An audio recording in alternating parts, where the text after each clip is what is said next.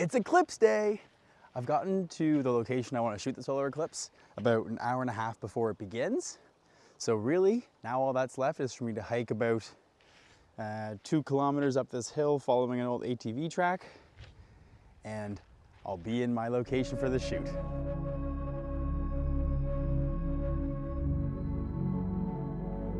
So I've made it to where I want to be.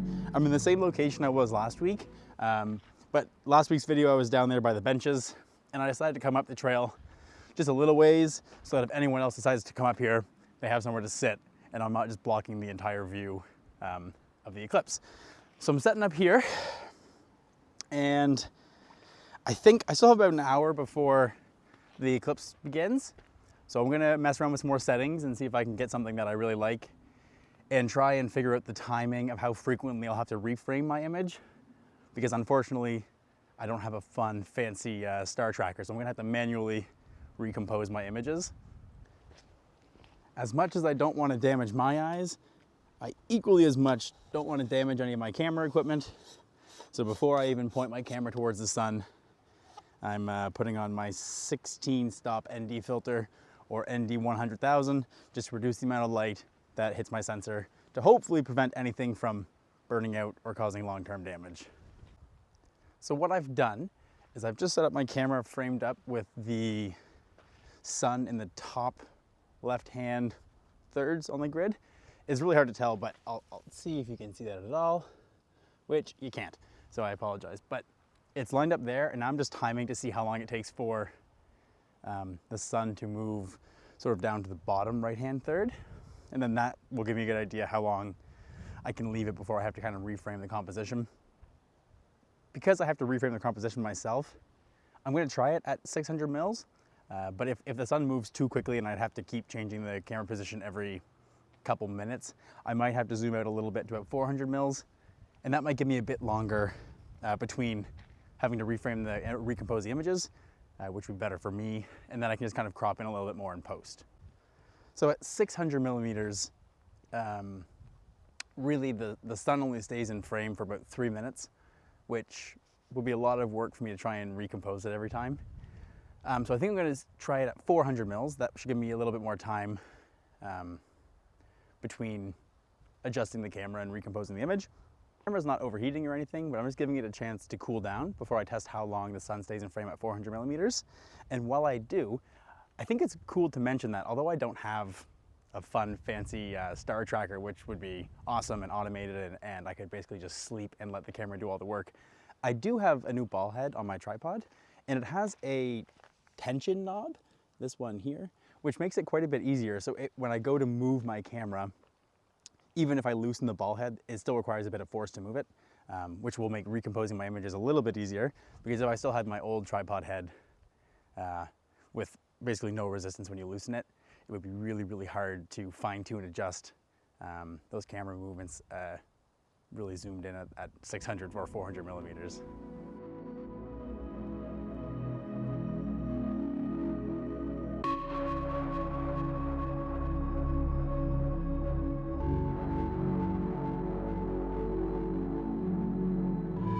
So it's official. I think I've settled on a focal length of around 500 to 400 mils, and that'll almost double the amount of time I have between when I have to recompose the images. So it'll be closer to 10 minutes, hopefully, before I have to reframe the images. So it'll be a lot easier for me. And also, the hat and the sunglasses are really important. Even just trying to compose the image, just all the reflections off my camera and just looking up in the general direction of the sun for an extended period of time, it's a lot. I haven't looked at the sun yet, but I'm just being cautious. So now I think I'm just gonna wait. The eclipse is supposed to begin in about 25 minutes. And I think I've settled on making a time lapse.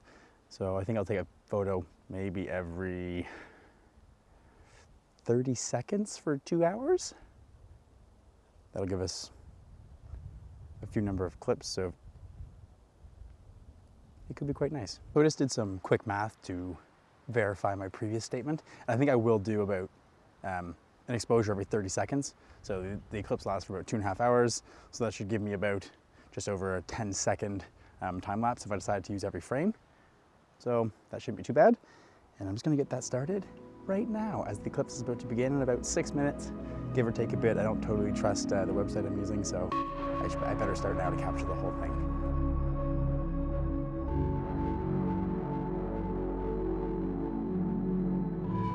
I think the eclipse has just started. I can't see it when I put on the eclipse glasses, but I can sort of see it already on the first image I just captured for my time lapse. So hopefully I have enough batteries for my main camera and this camera, and now we wait to see what happens. So the eclipse has been going on for about half an hour now, and in terms of the time lapse, I'd say it's been going about as well as expected. The images are turning out quite nicely. I've sacrificed a little bit of zoom range for a little bit of less work for me, which I'm okay sacrificing that because I can just crop into the sun a little bit in post.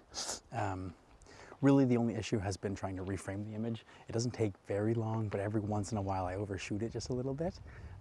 But so far I've only missed 3 or 4 images, so it should still be quite a smooth time lapse. So the sun's about 3/4 blocked by the moon right now, and visibly it doesn't look much darker around, but the warmth from the sun is gone. There's no more of that direct sunlight, nice heat, but I think within the next 15-20 minutes, I think the shadow will start to become apparent across the landscape, and it might get a lot darker here too, so that'd be really cool. Maybe I'll put the drone up and see what that looks like from above.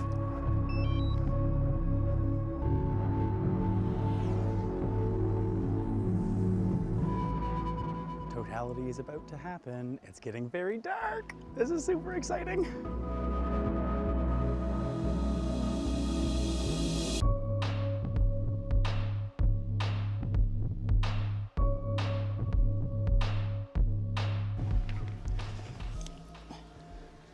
It's so dark.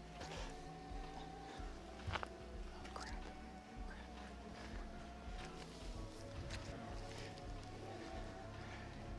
Oh my goodness, it's happening. We're in totality.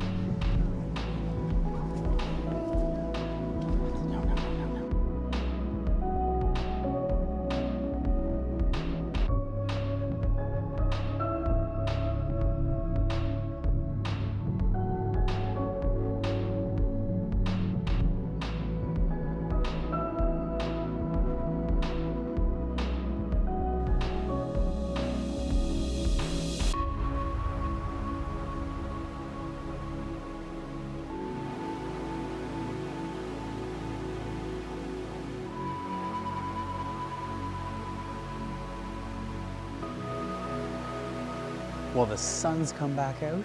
My heart rate has finally dropped back down, and that was an insane, crazy series of events. I was not prepared for totality. I thought I had a few more minutes, so I was slowly sending up my drone. I had my phone in my drone controller, I was just going up, and then the light changed, and I was like, oh shit. So I wasn't ready to take pictures. I still had the solar filter on my camera, so I had to go back over there and unscrew that. I threw that aside. I'm glad it didn't break. Very well could have broken. Threw my sunglasses off, sat down for a second to enjoy totality, and then I went back to taking pictures with my camera. So hopefully the time lapse comes out all right, and I got a few nice stills of totality.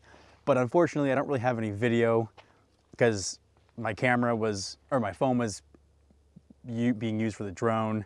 This camera kind of fell backwards because I was trying to focus on my other camera, and a whole bunch of crazy things happened, but it's done. It was a really, really cool experience.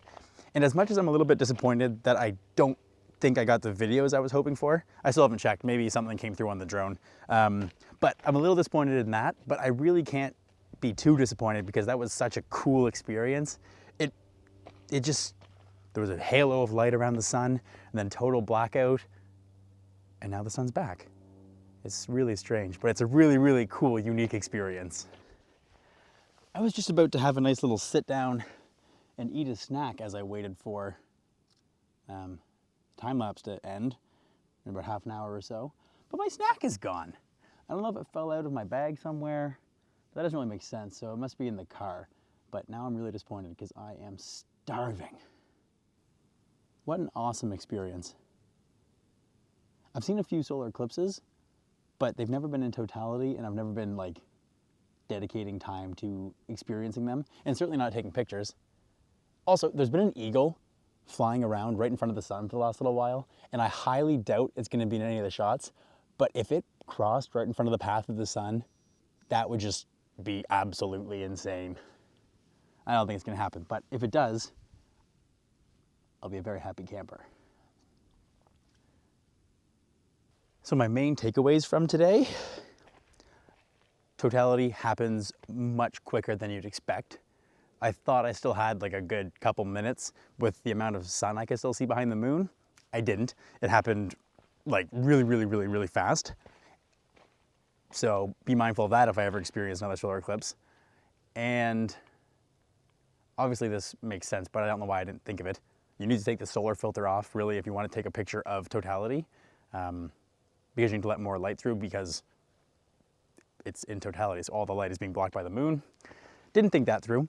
So I'm really hopeful that those images turn out. I haven't looked at them yet because I can't really end my camera's interval timer. So I haven't checked them. I had to really quickly rip my camera off the tripod. Like I said, throw the filter aside, and then handheld try and find the sun at 600 mils, which is not an easy feat. And then shooting with a slightly slower shutter speed, zoomed all the way in, handheld, while my heart was racing and I was excited. So I really hope they're in focus and they're sharp, but time will tell.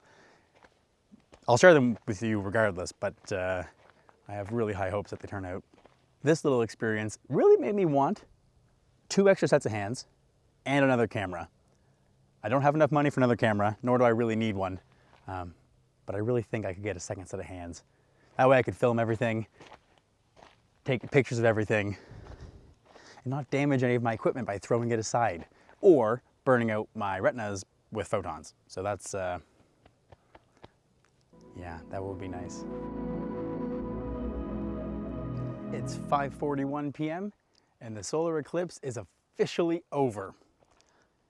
Although I was really panicked and stressed out for a few minutes during totality, I still think that this was one of the singular most impressive and amazing experiences of my life. I'm actually kind of glad I got flustered for a minute because it made me sit down and just like look up at it myself, not through my camera, and really appreciate what I was experiencing. And I mean, it's a moment I'll never forget, so I'm really happy for that. I'm gonna share the time lapse with you guys now. I still haven't looked to see if I captured any of the images at totality. I'll share it with you regardless.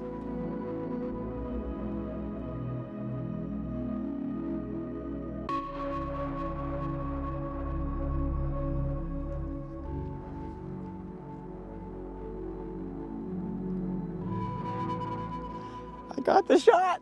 I friggin' nailed it! Yes! Yes, happy dance!